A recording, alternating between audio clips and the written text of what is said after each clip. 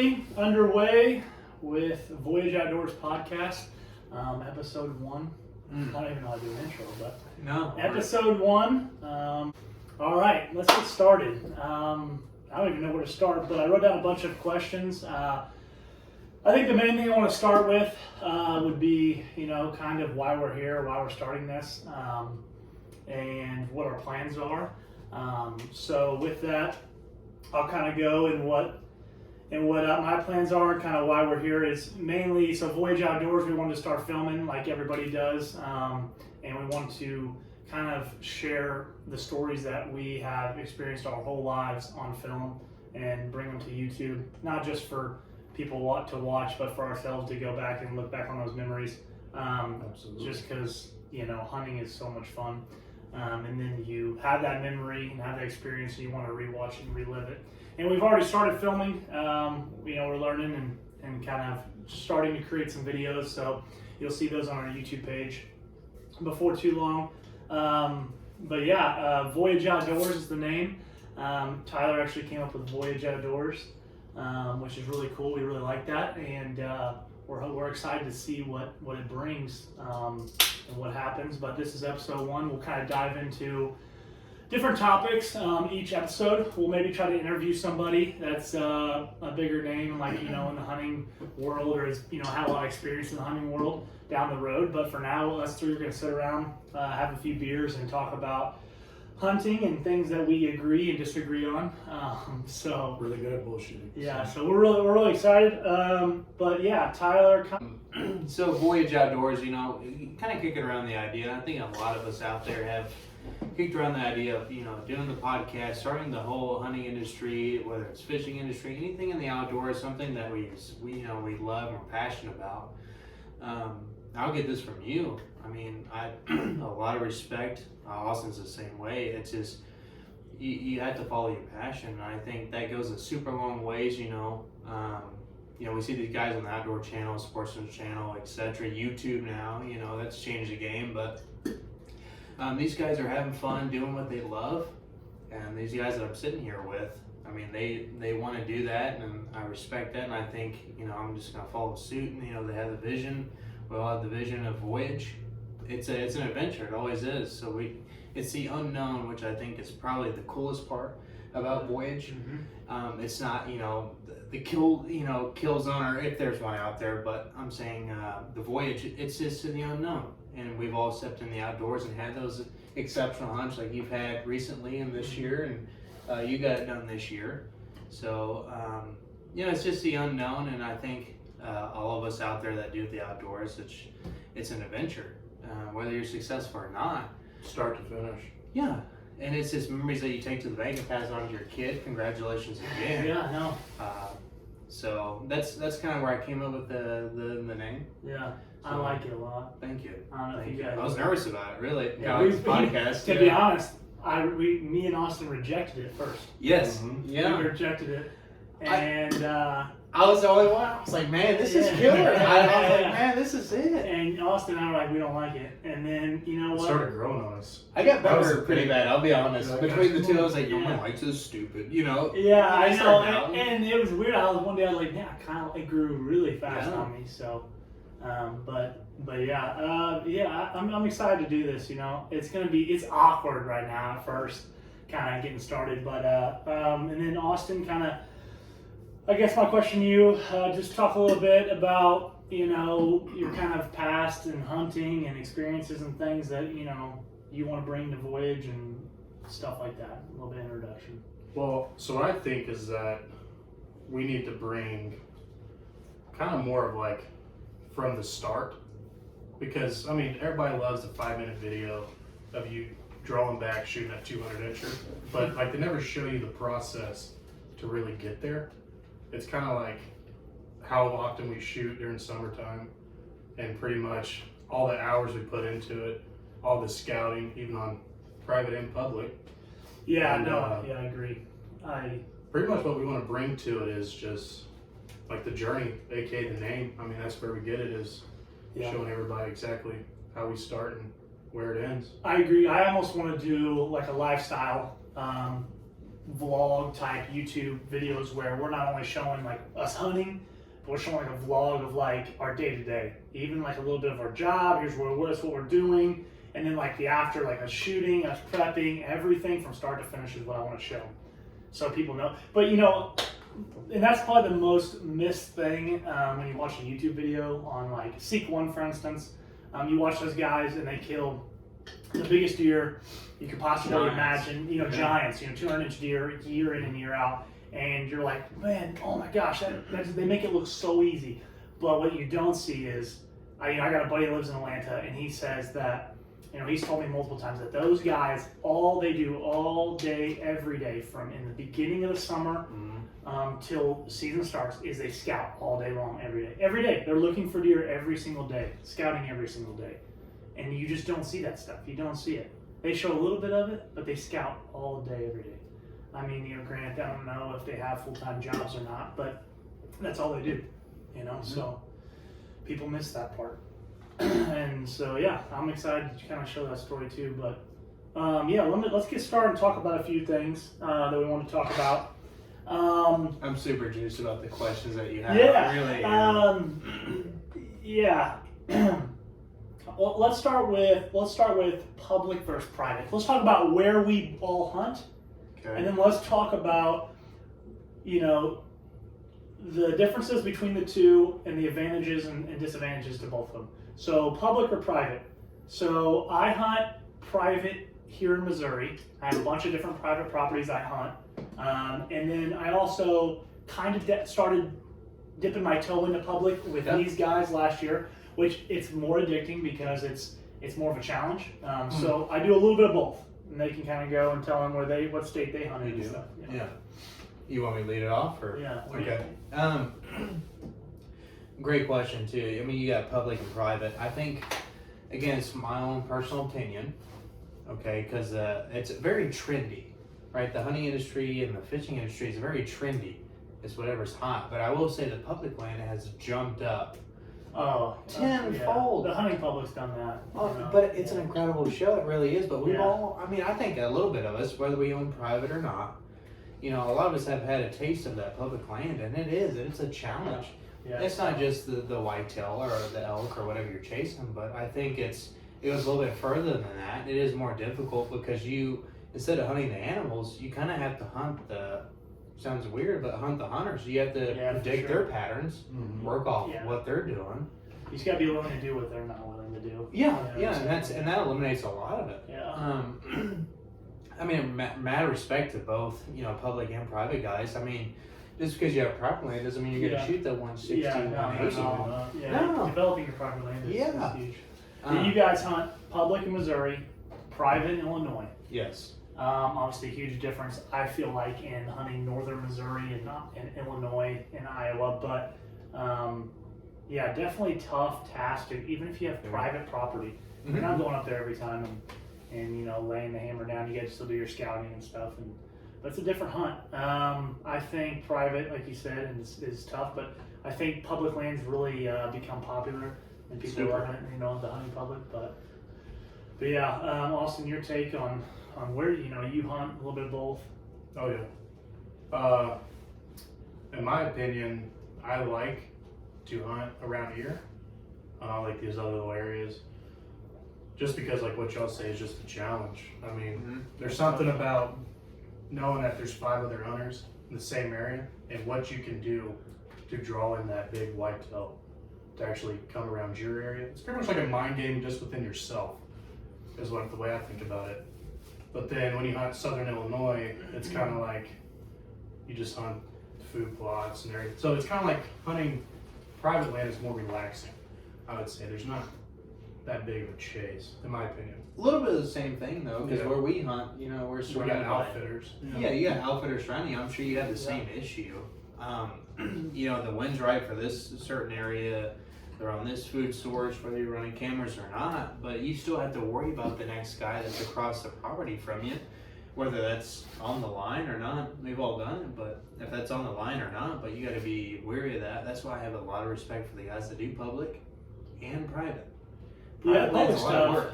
Yeah, public. Yeah. You know, public really is you just gotta be willing to work harder to get to places that other people aren't going and willing to get, and getting there in ways you might not. Look, those guys on hunting public, they take kayaks in, man. Like the dedication that you take to bring a kayak where you're going, kayak in, carry a stand in, set it up, hunt, get out, and do that. What if you don't see a single deer? Are you willing to do that every single time if you don't see a single deer on a public property, knowing that there's that chance that giant is back in there tucked away? That's dedication on another level, you know. Agreed. I think it's easier on a private property to go out and hunt than it is on public, because public, you just go out and sit. Everybody's just going to go out and sit. So if you go in a little bit, 100 yards in, every guy's going to be there. But private, if you go 100 yards in, there's not a single soul. I think that public is 10 times harder. Than It's private. a mind game. But same thing is you're hunting a deer, and that deer is 10 times smarter than you are. So I think they both have their challenges. But yeah, I think I'd rather hunt private 100 times over, though. Oh, for sure. The challenge to me is more of a fun challenge on private, than it is public. The challenge of hunting around hunters isn't that appealing to me, to kill a big buck, even though that would be great to do on public. So, Question. So for both, private, we've all done it. We all have our designated stands, right? That've been there for a year to 6 years at killing tree. Everybody's got one on the same farm. Everybody has the spot. Do you think that over time that a deer finally realizes, like, hey, I'm gonna go past the lone oak. I'm gonna go past this one oak, but man, I always see hunters in this tree. It's almost like public. I feel like it's almost the same thing. I could be a little bit wrong, but I feel like private land, I feel like deer pattern you just like they would on public. Agreed. They don't pattern a certain tree. I think they pattern a certain area. Cool. So if I don't know how big that area is, but if that area, if they see a hunter every single time they enter this small wooded area or this small corner of a food plot, or every time that small condensed area they encounter somebody, they're going to remember that area. I 100% believe that. And then that's human intrusion. Every time that they see you, spot you, blow and bust you up, that's human intrusion in their mind, and they do not forget very quickly. I feel like. Agreed. You know what I'm saying? A mature buck does not forget very quickly on an area. Hey, there's some does out there where they come in, they 100%. come up and they look right They at you. look and you're right like, at you. You're sitting down, I you're know. standing up, whatever it is, but they know. You get the whole That's a good point. I think there's a short. every time. I think there's a short-term memory of a deer that he spots somebody in a tree the very next day. That same area, he's looking again. Good. I think it's a short-term memory there, but yeah, I think that it's definitely happened to me before. So I don't know. Be another topic. I think that's really good. Yeah. Yeah, I don't know. I mean, that's a study that I'm sure they've done. Can deer remember a certain, specific spot that they've seen? But I don't know. I just don't feel like they do. I feel like they remember that area being spooked. But Fair. all right, public versus private. To kind of wrap that up. I mean, public's great, but I mean, I think how close it is to your house is the most important. Convenience. That's what matters, Convenience. especially I mean, early off on a weekend. Look, the majority of people are a working class bow hunter, 40, 50, 60, 70 hours a week, and they have 1 or 2 days off, and they have families.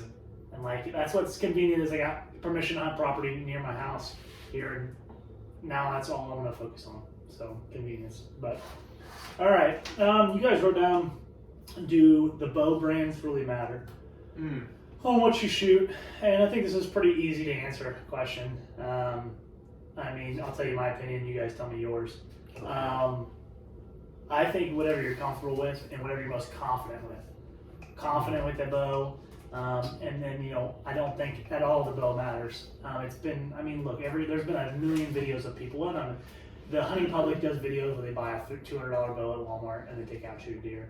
I think it's whatever you have confidence with and you practice with, because practice is more important than the brand, in my opinion. So that's my opinion. Yeah. Confidence and practice. Confidence is a big one.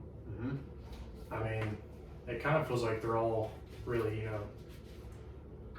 neck and neck, I would say. They're all competing for a certain kind of shootability, like in my opinion. Like I think, you know, with like a Matthews, it's kind of more like a smoother bow. I don't discredit Matthews. We got a Matthews guy here. Yeah.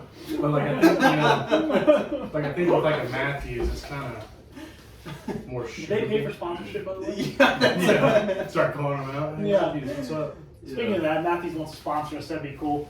Hit the link in the description for 50% off Matthews. Yeah. If I can subscribe, hit the notification bell. Can I add something real quick? Yeah. If you guys can zoom into this, either camera, but great work. Yeah, I appreciate it. I enjoy this a lot. This is Yeah. a great setup. Yeah, I appreciate it. I really, It really really kind of is. get that, you Yeah. know, podcast booth vibe. It's great. I think one day I have a little bar table here. We can all sit in high school. It's beautiful. Yeah. Switched over. You Yeah. cut that out. Yeah. No, Yeah. no, I'm just saying, like that's We'd be nice. sitting here just piled up, Yeah. drunk on some whiskey. Just Yeah. What about you? I think as overall, I was in the industry for a little bit. I would say. Oh yeah, Tyler, art- show your back. Sorry, I'm going to interrupt you. Please talk about how long you've worked around, you know, archery hunting Mhm. and what you did for Bass Pro and everything you've done. That's a good thing to bring up before you talk about your opinion on those. Okay, Johnny might get mad. No, I'm just fine. But archery business. I mean, the whole overall industry. I mean, hunting and fishing. I mean, me and Austin, we kind of grew up that way. So I was in the archery for, you know, I would say about 4 or 5 years. Yeah. I did that for a long time. You know, setting them up, tuning them, finding out, you know, what sold, setting up bows, etc. But I think the question is does brand matter? I think the most important thing is I think every Yeah. shooter is a little bit different. Mm-hmm. You know, you may shoot better with so and so brand Yeah. versus, you know, my brand. You know, it's Ford, Dodge, Chevy. It's the same thing. I think the most important thing is one. I think budget's probably the most important. Yeah, that's a big deal. Oh, it's Yeah, huge. well, yeah, Yeah. and that's why I think any budget is going to be okay. Yes, and they all kill deer. I mean, you think about it. I mean, we shot the bear whitetail too for a long time. You know, Yeah. shout out to Bear, but Yeah, I had my first bow was a bear. yeah. Yeah, it's my dad's old bow. Dude, It they had say- metal pins on the sights. Yes. Metal sights. Yeah, now we got something to move Yeah. now. Yeah. Darn you don't. Yeah, the cams were this big, you know. And when you got big cams, you thought you were balling. Oh, you know what I'm saying? yeah. You thought you were This is a balling. killer. Yeah. Dude, I got big cams on my bow. Like I was like, man, big cams mean big deer. Like, Look at that's this. just- Yeah, you look know at this what I'm whisker saying? biscuit. Yeah. Yeah. If you had a drop away, you were rich. You But know I- what I'm saying? yeah. yeah. Or the overdraw. I mean, that's a long time yeah. ago. But I think it's depending on how you shoot.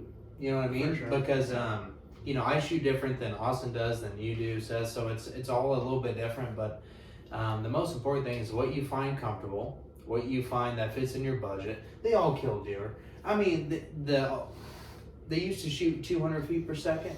Now the minimum's what? 300. Yeah. 280 IBO. Yeah. You know.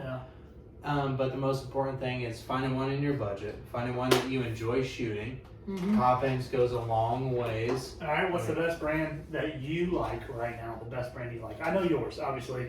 Can you give them a shout out? I'm going to tell you a curveball Okay. because I've shot at quite a few. You know, I've shot 3 or 4 brands. You know, I'm shooting one brand now, but I think one of the best bows I think I've ever shot. I shot the Switchback, Adrenaline. I've shot Obsession. Goodness gracious, a Bear Agenda 6. Goodness, I mean, there's been a few bows that are out there. You know what's crazy is one of the best bows I ever had is by the Obsession. Still on killer pickers. Yeah, well, I mean, it's just an overall, it's a speed bow. I shot very well with it, 20, 40, 60 so yards, you know, target practicing, but confidence-wise, and, you know, we fished a lot. Confidence is key. It really is. No, that's why I said confidence is big on those. Yeah, whether it's, you know, it's if it sells or trucks or, you know, etc. But sells, Lord have mercy, but confidence goes a long ways. And I think that's probably the most important thing ever. I'd say that obsession. Yeah. That obsession is something else. Which that's what Austin shoots right now, just so everyone knows, Yeah. the Obsession. And Tyler shoots the Matthews. Mm-hmm. It's a Matthews Traverse. Traverse, yeah. Traverse, Yeah. yeah. Honestly, it's Obsession behind the times. evolution is what If you don't have a V3 or V3X, you're just not. Yeah, you're just not cool. Hey, Yeah. on a serious note, that's a pretty cool little system they got there. The sight, the way the sight of the Throw it V3X, inside yeah. yeah. Which you just seen that meme today, which is funny. show me a picture of the bolt. That's the same thing. The Same as V3 and the V3X. But no, I would say the improvements they made are like small, but they're kind of nifty. They are. You know, the new quiver, it's kind of cool. And then the way you put that sight in there, dude, that's dope. This new Matthews is really built for like the lefty. That's what it's pretty much built for. Yeah, the one pin. Well, I think Made that for might a get one into the bit. next topic that we got. I'm gonna go reason why we hunt. You know, I mean, action. Action. Yeah, that's right. Yeah. Action. You know, Can I get another one? not to get like, you know, too in depth on all that stuff, but I swear we're not alcoholics. you know, I think the reason Speak for yourself. shut your fucking mouth. So the reason why we hunt, I'll start with that, is just, you know, I think I don't know what it is. Obviously, you can't explain to a normal person, a civilian. You can't explain to a normal person. I mean, once you're just built different. Yeah. You can't explain to a person that doesn't hunt what the feeling is, right? You can't explain that feeling. You cannot do it. It's the best time in the world when you take somebody hunting and you see them experience that feeling, because you can't explain it to them. But when they experience that feeling that you have when you kill a deer or when you're after a deer, it's the, you know, they felt it. It's the best feeling in the world. But that feeling right there is one of the reasons why I hunt, but not the only reason. Obviously, there's a couple things. You know, I think there's something to be said about being out in the woods, sometimes by yourself, or we'll talk about by myself. When you're out there by yourself, you're in your own thoughts, and you're sitting there thinking. You're out in the middle of pretty much nowhere, and you're hunting, and you're by yourself, and then you get to see animals in their own like natural like habitat, doing things that they don't think anybody's watching them do. And it's the coolest thing in the whole world, watching an animal act the way they would normally, and they don't know you're there. You know, there's something to be said for that aspect of it. You know, and then there's obviously the aspect of, you know, the thrill of working your butt off to chasing a mature whitetail, which is one of the hardest things to do, and then kill them. You know, there's this thrill, there's this adrenaline that goes through your body. So, and especially with a bow, obviously with a gun, I don't feel like it's the same adrenaline. But with a bow, you're just so up close. So that, and then also I want to talk about when I hunt with somebody, which I love to do. That's my favorite thing. When you experience moments like that with somebody, shit, it's like, it's the best feeling in the world. I think hunting with somebody is the most underrated thing there is. That's why I wanted to start filming. You know, someone could be with me and experience all that, and we get it on film, and you're with your friend. It's a good experience. And everyone knows that hunts, so it's nothing to be said. That's new. I'd have to say mine is the work that goes into it.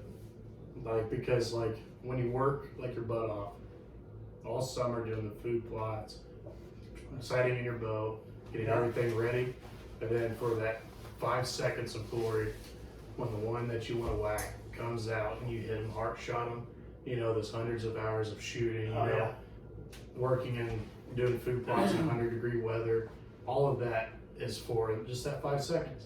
But there's something about it. But, I mean, I think that's what like women don't like. Well, people, you know, that don't understand that don't hunt, not women, but sorry, don't cancel, don't cancel me. And we're done. People that don't hunt don't understand it. They always ask like why we're doing so much just to kill an animal. or I mean, really just to keep, you know, the herd good. Yeah. Something about doing all the food plots just for the winter time, just so that they have food to survive the winter is agreed. worth it too. Yeah, it's just something about that, man. I know. 5 seconds, that's all it is. Mm-hmm. And we do a lot of stuff for it. And It's been a lot people of who money. don't hunt never understand that. No. You really can't explain it. I mean, you guys touched on it already. I'm not going to piggyback off those stories. You guys had great points. It's the hard work. It's the memories that you share, you know, growing up. I mean, you guys touched on it enough, but I think it's memories. If I had to pick between the two, I would say it's probably memories. But for sure, memories. there is a ton of work that goes into it. Yeah. But it's not just that. I mean, let's talk about buck fever, doe fever. Yeah. When you come back to full That's that draw. 5 seconds of adrenaline. That's so Oh, awesome. but you never forget it. It's almost uncontrollable. Yeah. I mean, it's tradition. I mean, that has a lot to do with it. You know, we all grew up hunting and fishing, so it's like it's kind of what you do. You know, you said the little boy, so it's kind of like I'm gonna get him into that. You Yeah. know, if it's hunting or golf, etc. But tradition, I think. Again, my opinion. I think one of the coolest things, it's the little things as the morning rises. You're in there at dark. Yeah. You hear the crows going. You hear everything coming alive. The wind finally starts blowing. Squirrels start coming down from the trees. Sounds like bear. Yeah, You're like, here we go. Yeah. The squirrel run up the hill and you're Or, like, here we The worst one is cracking, and you see that tree, and you're like, that's a He's 200, 200 right here. Yeah. But it's I saw a Chris Pratt video. He had one where a big hunt, Big kills hunt. big ones Yeah. too. But he had a thing where just the whole world comes alive, and the fact that you can outsmart the smartest animal in the woods, I think that's a pretty cool That's deal. pretty neat. That's pretty neat. Yeah. Let's talk about something. We'll dive into something where we'll probably. Is YouTube the new? This is really good. I love this. Sorry. Is YouTube the new outdoor channel? I love this. I'm not going to talk first. I'm going to let you guys go. Here's your question. I have. You go first because he came up with it. That's a great question. Great and question. Everybody's a little bit different. So I I'd like to and hear is it his. sorry? Yeah. Is it a better outdoor channel? Ooh. Is it a better version of the outdoor channel too? As in today? Yeah. Would you rather? Do you like it better than the Would you outdoor rather channel? wake up and watch YouTube, YouTube, or would you rather Oh. hop Go on back- the outdoor channel or and wait watch week- 6 Western yeah. movies? Or Yes, wait week That's to your answer right there. YouTube, dude. I'm telling you right now, because I can hop online and search 200 incher. Boom. And I Okay. got that. And I could watch all the videos, or I could watch all the channels. But when I hop on like the outdoor channel isn't what it used to be. Not It's at just all. plain and simple. Not at all. They're- Dying. Dying. But yet they're still doing well for themselves. For sure. But I prefer Kiefer- YouTube nowadays. The for Kiefer sure. brothers are right now. They don't post any of their videos on YouTube. It's all strictly. They're still doing outdoor channel. Still waiting to post week to week on the outdoor channel. And I love their YouTube. They don't do very well on their YouTube. How do you get on that? Yeah. You know, like it's just surprising to me they haven't transitioned because I know they can't post until the outdoor channel airs their episode Releases it. a year later almost from the kill. But when everyone on YouTube is releasing a video 2 weeks after they kill one, you see it on their Instagram, and then a week later you see it on their YouTube, and it's instant gratification of right then, right now you can see their kill in a week after they killed it. Like, Do you think it's better for the industry? yes, YouTube? 100%. Yes. But, I've tried to demonetize people that when you're showing the kill shot. Mhm. All right, Seek one's That's been demonetized, and so YouTube's cracking down. So people in the hunting industry, people in other Is it industries PETA or too. is it YouTube? No, it's YouTube. YouTube executives. Wow. So what they're doing is there may be a change as well from YouTube to something else. My Outdoor TV I follow on Facebook. They have their own little separate channel. It's not on. My Outdoor TV? Yeah. Go it's on there. not- You can watch videos. They showed me that. Yeah. Yeah. And it's really cool. Now, I know they will probably grow if this is like a set in stone thing, but YouTube is trying to get those guys like Seek One and all those guys back to being monetized right now. But who knows? YouTube isn't what it used to be. It used to be the Wild Wild West. Gotcha. So.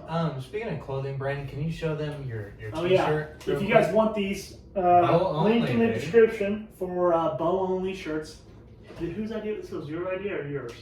For bow only. He comes with the It's idea. It's all his. a team. It's a team Bow thing. only shirts. Okay. Yeah. Voyage Outdoors. Link in the description. So if you want some, go get them. Link in the Is that what description. you Don't, yeah. Hit the notification bell. If you want these bow only shirts, Voyage Outdoors, check them out. But yeah, I think I want to talk kind of some plans that building a brand. So we'll talk about what we want to do, what we all kind of want to do, our opinions on building Voyage Outdoors. Or just what we want to do in the future for hunting. So I have a lot of plans as far as like, I want to finish, I have a cargo trailer. I want to turn to a hunt rig. Been watching a lot of videos on people that have done that. So I want to do that really bad. The outdoor channel or the YouTube? YouTube. Yeah, exactly. YouTube, man. So that's something I want to do. I have a buddy that lives in Georgia. He's part of the Voyage Outdoors crew, Jared, and he has some property in Kentucky that we're going to go hunt next year. So I'm going to do a few trips out of state. I think we should find some public ground out of state that we can go hunt Yeah. Like a Kansas, Iowa, we have to get drawn for. Mm-hmm. Illinois, well, he has an Illinois property, but just a place, Kentucky, Ohio. They've been killing some biggins out They do. there. Ohio's Oh got my surprising goodness. biggins every time I approach to. I'm gonna start over for the viewers. So we had some technical difficulties, so I apologize. But my approach to knocking on a door and finding property to hunt that's private. Okay, so I'll speed it up. I use Onyx, 100%. The best app ever that they've ever came out with is Onyx. That was public knowledge of who owns what, but it took a lot longer to find out who owned those properties and stuff like that. But the one thing I look for is two things. I look for somebody that maybe owns property and they live out of state. That tells me two things. One, they own property, they've moved out of state, we'll go by, they maybe lease it for crops, cows to somebody nearby, so they're not using it on a regular basis. Or that's their property, they live out of state, they probably only hunt rifle season. Rifle season in Missouri is the most popular thing in Missouri when it comes to hunting. People usually come in the state, hunt their property, and leave. So that is really important to me. Looking for somebody that lives out of state. I've called a lot of people, and a lot of them that live out of state around here have leases already. People lease it, okay? And so that's why I look for those properties. But majority of them are leased. Now, my second thing is, when I look for somebody, if they do live, Onyx tells you their tax address. That's typically where they live, unless it's a P.O. box. That's where they get taxed to. So you can go and find those addresses on properties and go and what I do for people that live out of state, I find their name, I search them up on every social media, and that's how I contact them. Smart. So I find their name, tax address, whatever. If I gotta drive to their house, I go check out the property. 100% before I go and knock on the door, I check it out. What's it look like? Does it have cows? Does it have crops? Does it have whatever? And then, what I'm looking for is a very heavily wooded area. I'm looking for a house that doesn't kind of give off the signs of like a hunter. And those houses are like, basically like farmhouses. People that are just farmers, really don't hunt a lot, or just people that can maybe a little more run down home. Maybe it's a rental, you know what I'm saying? So like an old nasty farmhouse. Those are big time, right? Usually have someone in there, a kid, whatever. My approach, I'll give away my juice on this, all right? When I go to their door, okay, if it's where I live, which is clever, all right, Missouri, if I go to their door and I say, my first thing is, hey, I'm Seth, I am new to this area, or I live in Clever. I let them know I am a community member. You know what I'm saying? It gives them the sense of, oh, it's another person from Clever, right? He's a hometown hero. He's a hometown guy, right? Yeah. It's just like, hey, I'm Seth. I'm new to the area. If you're not new to the area, then hey, I'm Seth. I live here in Clever, and what I do is I basically go in. I seen you on. I haven't, on the plat book. I use the word plat book because plat book is the old way to find out who owns property. I see on the plat book you own this property here, and I was just curious. I just wanted a place just to do a little bit of bow hunting. No gun hunting, I reiterate that. No gun hunting, just bow hunts, all I do. That's a good I give it a very simple, I'm carefree about it. Because two things, we're psychos about hunting, all right? We are driven, we're this invested in hunting. You can't give them that. Mm-hmm. They don't understand that. Right. You got to give them this carefree. I just wanted a place, go sit, do a little bow hunting. I don't have any place around here to do that. And that's all I want to do. I was curious if you'd be interested if I just did a little bit of bow hunting. Little do they know you've been on Onyx for 3 hours. I know every corner of their property. Yeah. They're gonna have And I got 5 cell cameras in my truck that I'm gonna go hang Ready to right after you go. say yes to this. You know what I'm saying? But it's Yeah. these softest people don't understand what we love and what we do. You can't pitch them and say, I have a YouTube channel, I plan on recording every hunt, I got 3 guys I want to come with me. You can't lay it all out. You have to build in sales, and how we work in sales, you have to build a relationship with them, you know what I'm saying, to start asking for stuff. And so what I build the softest approach possible. I don't want to hear no. Yeah. And people won't say no to a soft approach, a carefree approach. The only way they say no is if somebody's already doing it, or their wife doesn't like deer being killed. That's the only 2 no's I have. Either somebody's already hunting, or the wife doesn't like My wife hates deer. Or the They wife feed them out back. Or, Yeah, they did. I had a woman the other day. That little 9-acre wooded plot that I really wanted to hunt before I got this property. She was like, oh, I'm so sorry. She was super nice. She added me on Facebook after. She's a community member. She wanted to add me on Facebook. We talked about my kid for an hour. But she hates deer. She is a herd deer. So, two things. The wife or someone's already hunting. So if somebody's telling you no to hunting, and it's not because someone's already there, or the wife doesn't want you to, you're doing something wrong. That's my opinion. Because the only 2 no's I have, that's my approach. So, take it with what you want. Yeah. It's soft. Soft as soft gets. What do you think?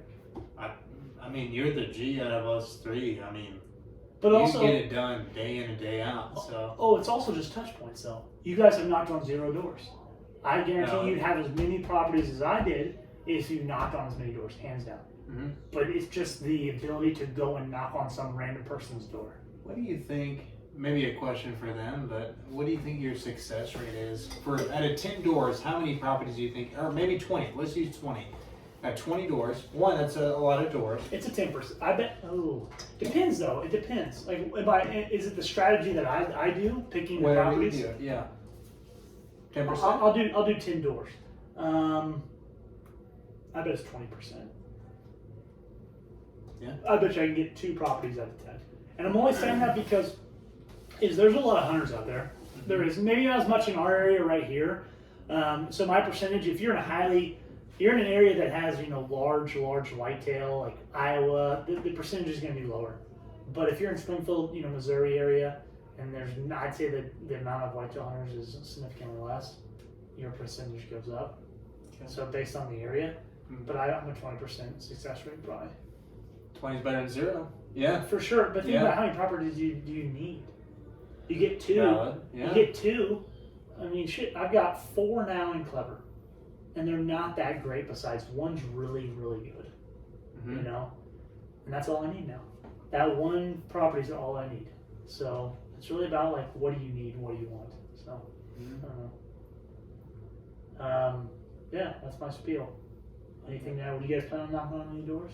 Yeah, I think that's kind of what we've been talking about is. Behind my back? No, I mean, you're doing all the legwork. I think it's, for my opinion, it's for us